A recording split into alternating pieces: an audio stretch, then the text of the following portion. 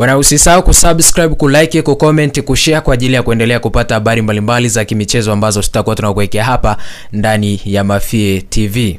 Kuna taarifa ambayo inatokea ndani ya kikosi cha Simba Sport Club ikiwa inamhusu mwekezaji wa Simba Mohamed Dewji ambaye amekuwa na matamanio makubwa sana ndani ya kikosi cha Simba tangu alipoingia msimu 2017-18 ndani ya kikosi cha Simba. Matamanio yake ni kuiona Simba ikiwa inazidi kufanya vizuri zaidi na zaidi na zaidi katika michuano ya klabu bingwa barani Afrika pamoja na kombe la shirikisho. Sasa leo tumeamka na taarifa ambayo amekuwa akizungumzia zaidi na imekuwa ni discussion kubwa kwenye mitandao ya kijamii, lakini ni kutokana na aina ya nafasi ambayo Simba wapo nayo katika michuano ya kombe la shirikisho barani Afrika, wakiwa wako katika hatua ya nusu finali katika msimu huu. Na pengine watu wakiangalia wapinzani waliopo ni kwamba wanaiona Simba kama wanaweza wakaleta ubingwa wa kombe la shirikisho hapa nyumbani kutokana na wapinzani ambao wapo. Simba anakwenda kukutana na Stellenbosch kutokea pale Afrika ya Kusini, na mchezo utachezwa Aprili 20 akianzia katika uwanja wa nyumbani yani Benjamin Mkapa jijini Dar es Salaam,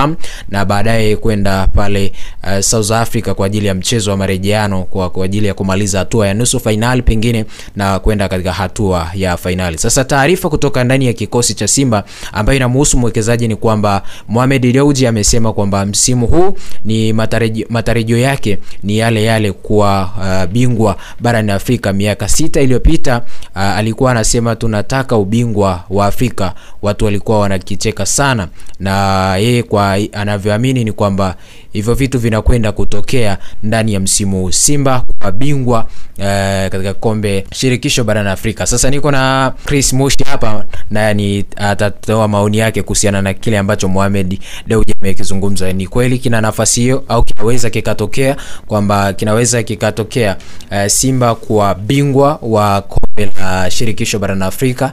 Pengine ili litaweza likafufua matumaini wao kwenda kuwa mabingwa wa kombe la club bingwa barani Afrika, yani kizungumzia club bingwa CAF Champions League hapa Afrika. Kiwalisia kila kitu kinawezekana, na ukijaribu kulinganisha, lakini pia ukijaribu kuzungumzia kuhusiana na kikosi ambacho Simba wanacho, si kikosi kibaya, ni kikosi kizuri. Lakini pia ukitizama kwa namna moja ama nyingine, ukitizama kwa upande mwingine, Simba hawajawahi kupata matokeo wakiwa South Africa, imekuwa ni changamoto kwao. Lakini pia tukijaribu kuzungumzia kwa mwalimu ambaye wanaye, kwa namna moja ama nyingine anaweza kawa ni chachu, lakini pia anaweza kawa chanzo cha Simba kupata matokeo akiwa South Africa, japokuwa kwa nyumbani ni kitu cha kawaida Simba kupata matokeo na tayari imekwisha zoeleka. Timu yote ambayo inakuwa inafika hapa nyumbani imekuwa ni changamoto, lakini pia imekuwa ni ngumu kuondoka na matokeo. Simba anakuwa ni timu ambayo anaweza kutumia vizuri kabisa uwanja nyumbani, lakini pia kutokana na matazamio na matamanio ambayo anao mwekezaji, lakini pia rais wa klabu ya Simba namzungumzia Mo Dewji, kila kitu kinawezekana. Unajua inawezekana unakuwa na kikosi ambacho kikawa na gharama kubwa lakini ikawa ni ngumu sana kwenye upatikanaji wa matokeo, lakini unaweza kuwa na kikosi ambacho ni cha kawaida, lakini unapokuja kwenye swala zima la upatikanaji wa matokeo, kila kitu kinawezekana. Na ambacho kinahitajika ni juhudi tu za mchezaji, lakini pia za kikosi kizima, maana ili timu kupata matokeo lazima kila mchezaji ajitoe, lakini pia kufanya kila liwezekanalo. Tumeona katika mechi ambayo imepita ambayo walishinda goli 2 na wakaenda katika hatua ya matuta au penalty, na wakaweza kuondosha timu ambayo walikutana nayo katika hatua ya robo finali.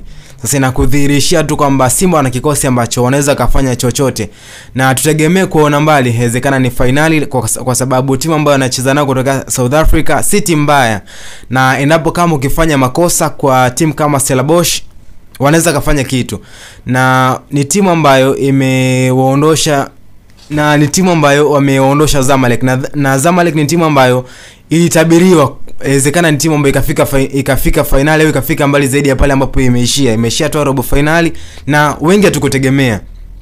Lakini bado kuna timu ambayo inawezekana ikawa ni timu ambayo itatoa changamoto kikamilifu, na mzungumzia RS Berkane.